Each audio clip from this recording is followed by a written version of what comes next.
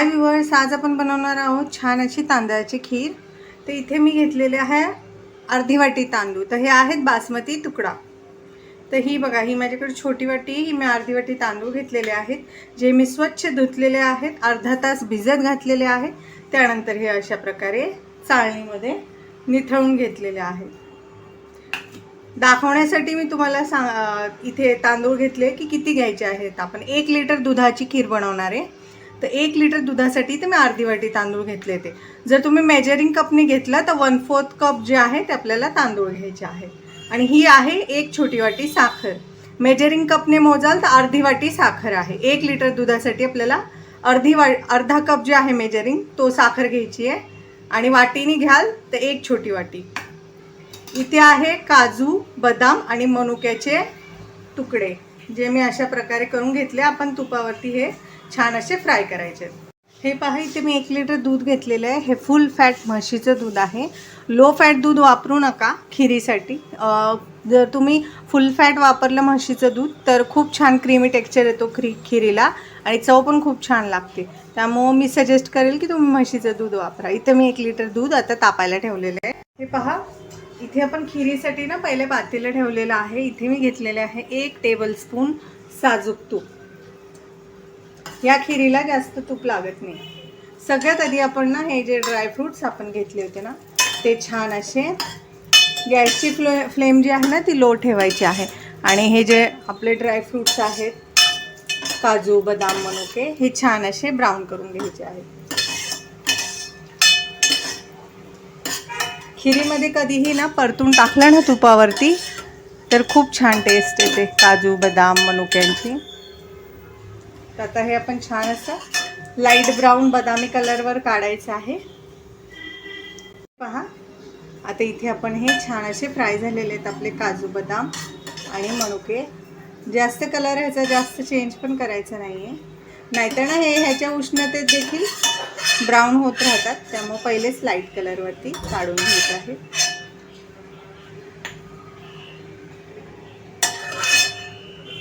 आता ना आपण ह्याच तुपावरती हे जे तांदूळ आपण ठेवले होते ना हे छान असे परतून घ्यायचे। हा बासमती तुकडा आहे, तुम्ही आंबे मोहर पण वापरू शकता, किंवा नसेल तुमच्याकडं आंबे मोहर बासमती तुकडा कुठलाही तर तुम्ही कुठलाही साधा तांदूळ वापरला तरीही चालतो। हे आता 2 मिनिटं ना आपण छान असं लो फ्लेमवरती परतून घ्यायचे तांदूळ आपले तुपावरती। ह्याच्यामुळे ना खूप छान आहे ना ह्याची टेस्ट येते आणि चव देखील मस्त येते खिरीमध्ये। तर आता मी लो फ्लेमवरती ह्याला छान असं परतून घेणार आहे।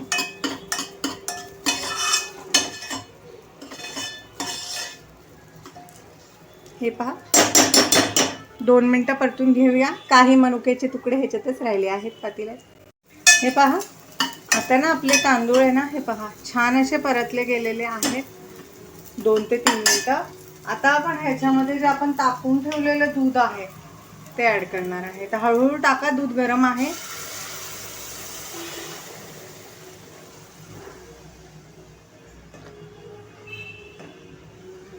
हे पूर्ण 1 लिटर म्हशीचं दूध आहे। तर आता आपण दुधाला उकळी आली की मंद आचेवर 10 मिनिटं तांदूळ शिजवून घेणार आहोत। ह्या दुधामध्ये आपण साखर लगेचच ॲड करायची नाहीये, नंतर ॲड करायची, म्हणजे जो गोडवा आहे खिरीमध्ये तो टिकून राहतो। जर तुमच्याकडे ना केसर असेल तर तुम्ही केसर थोडंसं दुधामध्ये भिजवून इथे ॲड करू शकता, आणि नसेल तर थोडासा केसर येलो कलर टाकू शकता। इथे मी केसर येलो कलर घेतला, अगदी 1 चिमूटही नाही आहे, एकदम कमी आहे। आपल्या खिरीला छान ह्याच्यामुळे असा रंग येईल केशरी। जर तुमच्याकडे केसर असेल तर ते तुम्ही ॲड करू शकता, नसेल तसा थोडासा केशरी कलर ॲड करायचा आहे। हे पहा, कमी आहे, थोडंसं चिमूटभर टाकते।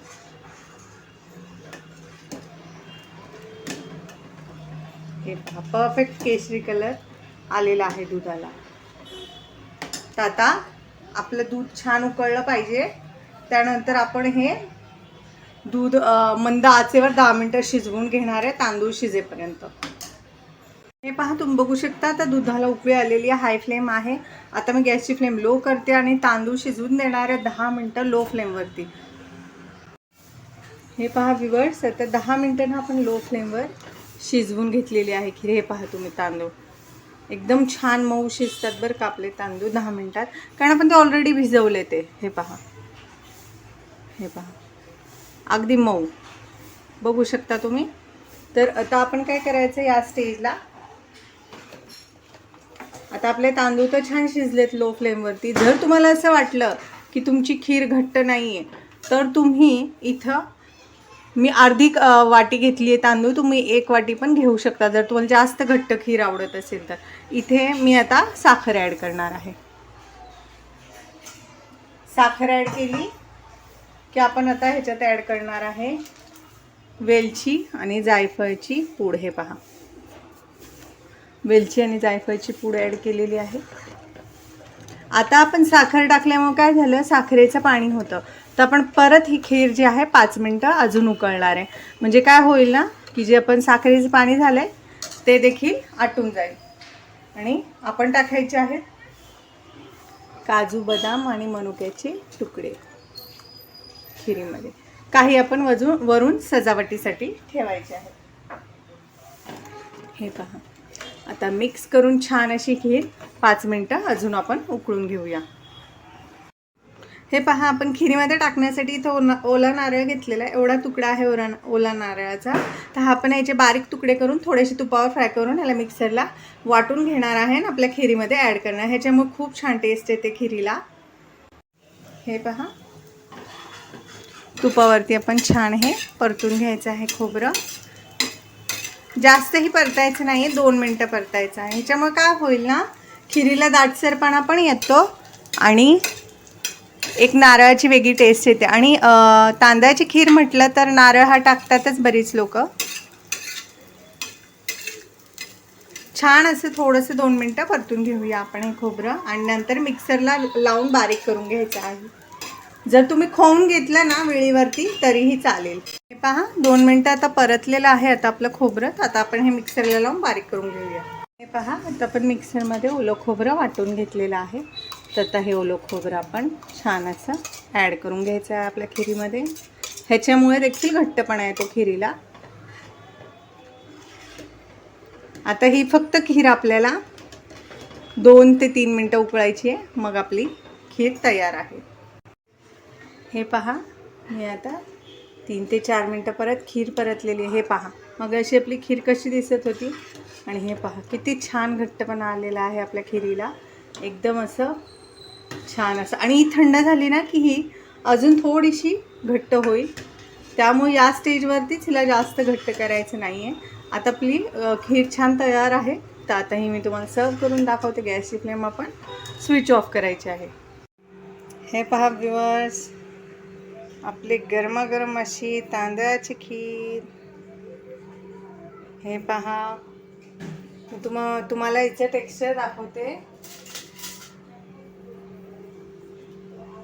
हे पहा, एकदम छान असं गरमागरम क्रीमी असं टेक्स्चर आहे. जर तुम्हाला माझी तांदळाच्या खिरीची रेसिपी आवडली तर चॅनलला लाईक करा, सबस्क्राईब करा.